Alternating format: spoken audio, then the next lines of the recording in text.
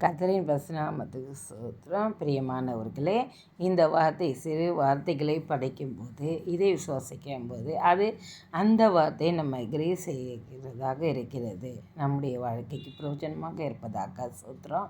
சகலவித துர்குணத்தையும், சகல கபடங்களையும், சகல வஞ்சகங்களையும், பொறாமைகளையும், சகலவித புறங்குறுதலையும் ஒழித்துவிட்டு நீங்கள் வளரும்படி புதிதாய் பிறந்த குழந்தையைப் போல திருவசனமாக களங்கமில்லாத ஞானப்பாலின் மேல் வாஞ்சியாயிருங்கள்.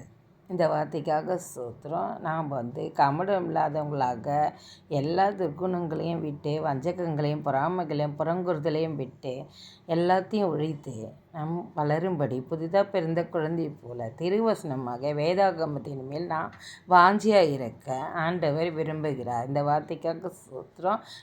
இதெல்லாம் தவிர்த்து நம்முடைய வாழ்க்கையில் ஒரு நன்மையான காரியங்களை செய்யும்போது ஆண்டவர் நம்மை மென்மேலும் ஆசீர்வதிக்கிற தேவனாக இருக்கிறார். நம்மை மேன்மைப்படுத்துவார். இதற்காக நன்றி செலுத்துவோம். ஆமென். ஸ்தோத்திரம்.